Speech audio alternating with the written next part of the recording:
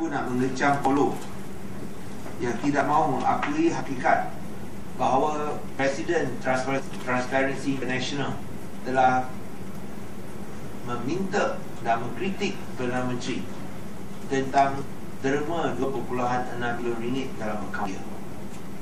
Saya tak faham mengapa kritikan Presiden Transparency International tidak keluar dalam mainstream media. Mengapa tidak keluar dalam media aliran utama di Malaysia?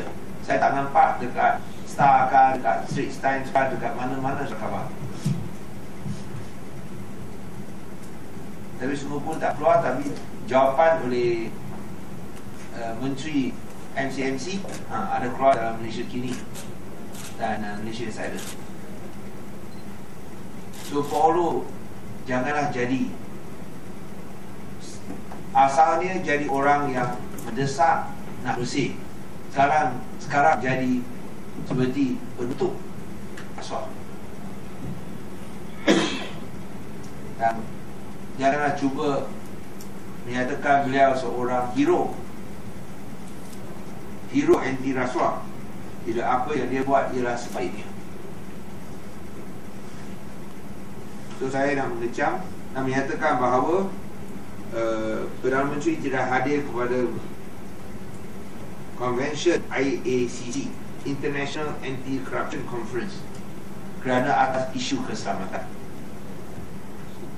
Saya pun tak tahu apakah isu keselamatan. Saya tak faham. Kerana ini berlaku dalam Malaysia. Tidak ada apa-apa isu keselamatan bila ia diadakan di Malaysia.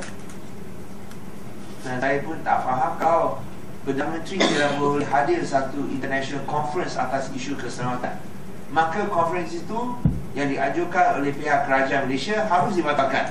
Kalau sekiranya Perdana Menteri pun tak boleh selamat untuk menghadirinya. If a Prime Minister is not even safe to attend a conference organised by his own government in Malaysia, then why is the Malaysian government continuing to organise it and not cancel it? If they cannot guarantee the safety and security of the Prime Minister, it doesn't make sense. Is it because he doesn't dare to respond or answer the questions raised by the Transparency International president who criticised Najib and asked the same question you all have been asking? Where did the money come from? Who? And where did the money go to? Where? He asked the same questions. And has he broken any laws? What about tax? Do you have to pay tax and get this type of donation? Many other questions. So Paulo, please do not hide.